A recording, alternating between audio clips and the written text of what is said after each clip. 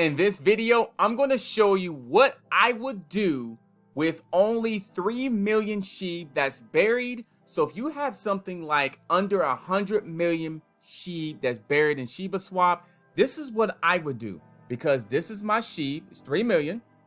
And also this is the percentages that's actually being involved. And this is how much I've earned in terms of actually rewards for Bone and Ethereum. In my opinion, I don't think it's worth taking this out, and I'll tell you why. My name is Adam Shelton, and thank you for watching this video today. Don't forget to like, comment, subscribe to this channel. Now, I am connected with my Trust wallet with the Wallet Connect, so I do like using this as well. It's a nice alternative in my opinion. So I'm connected with the Wallet Connect with my Trust wallet. Now, it's only 3 million SHIB that's buried in here, but I don't think it's worth taking this out because of the fees. And I'll tell you why. If I'm trying to take out the rewards that we earned recently, this is what's going to happen. It's going to be charged the fees. Look at that, $12.98 just to take out this out. I don't think that's worth it because it's not a lot of bone. It's not even a full bone, not even a full chicken bone. And they're going to charge me $12.98. I don't think it's worth it. Absolutely not. So what I would do, and the same thing with Ethereum. If I'm trying to take out Ethereum out, which is not much Ethereum, it's doing the same thing, $12.29. I don't think it's worth doing that. And I'm showing you exactly what you're seeing, $12. Look at that, boom, $12. It's just not worth it. So I would go to plan B.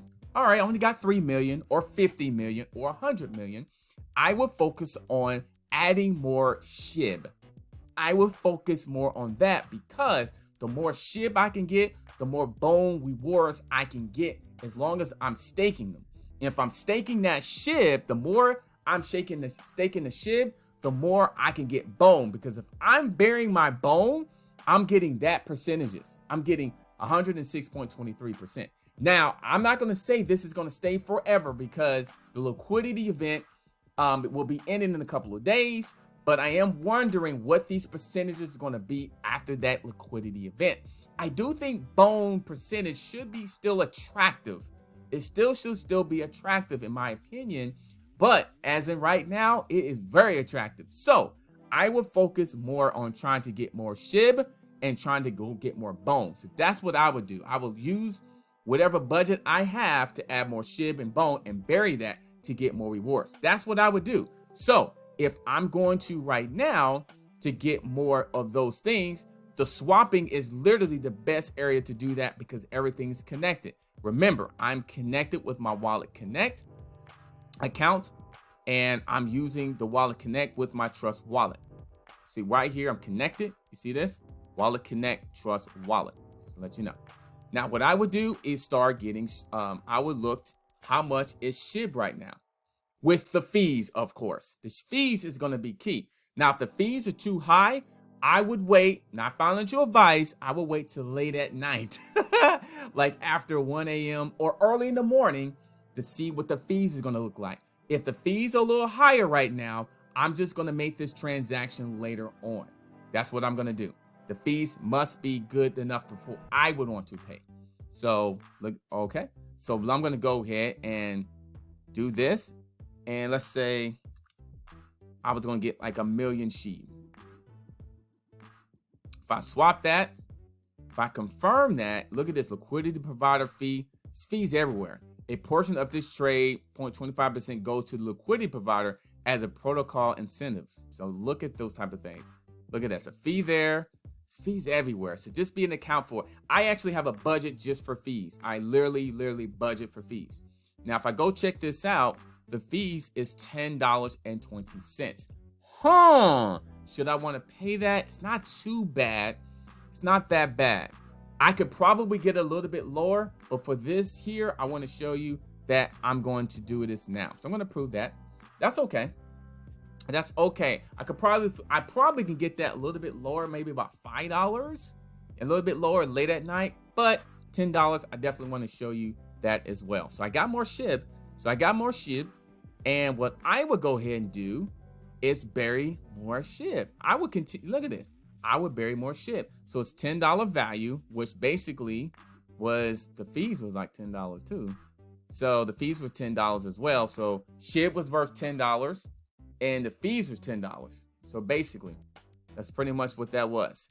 And so now, if I stake this, 100% of it, if I stake it, let's see, and the fees will be $8.64. So think about this, $18 for this transaction for only buying it and staking it.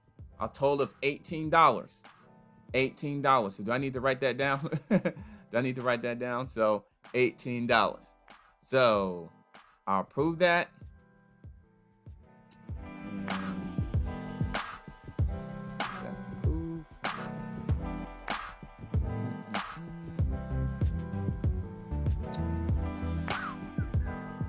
Try it again.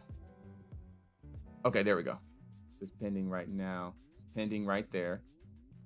And it's pending there. So basically, I'm staking 100% of that 1.5 million SHIB that I went ahead and bought.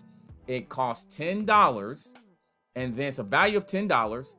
The fees for that was $10. Just to recap for that. So that's $20. Then to stake this, it's costing me an additional, what was that? $8. $8. So $18 for total fees. Like check on the green, look for the green success. And that's it, $10 there that we basically are trading for. And that is the numbers as well. Right there. Those are the numbers. So yes. So now we have 4.6 million SHIB. This is what I would do. So this is another thing I would do. Since there's fees involved, I will wait till I can accumulate as much SHIB as I can. So if I have a $100 budget, I would think, okay, I need to have a fee budget. I need to have a fee budget. This cost me $18 for fees of both those transactions. $10 to buy it and then $8 to bury it. So that's not too bad. So $18. So that means if I have a $100 budget, basically I need to be thinking $70 or $80 of that is for SHIB or bone. And then the rest of that will be for fees, just to make it an example. But I will continue adding on because of this here. And then I will look to collect this next week to see if this number is good. So I'll be working like heck to try to get more SHIB. No, not financial advice. This is not financial advice. I'm just not telling what you do. I'm telling what I would do. I'm just telling what I would do necessarily. So, because everybody's different, you got different plans. And then the more SHIB I'm getting buried, the more Ethereum that I'll get. Then ultimately, I would want to get bone buried. I would take those bones and bury those. Now, another area you possibly can do, you can start digging and wolfing. But with 3 million SHIB, I don't think you have enough for that right now. In my opinion, I don't have enough for that. I will focus on getting more Shiba Inu and more bone. Those two things right there. And then I will move over to other things. So it's a process. Keep track of it. It's fun. I know it's not as much as you thought it was, but I'm just showing what I would do with 3 million SHIB. I'll keep it in there and then add more. My name is Adam Shelton, and thank you for watching this video. Don't forget to like, comment, subscribe to this channel. It's gonna be okay. It's gonna be okay. It's gonna be okay. It's only the first week of the actually rewards. And you know what?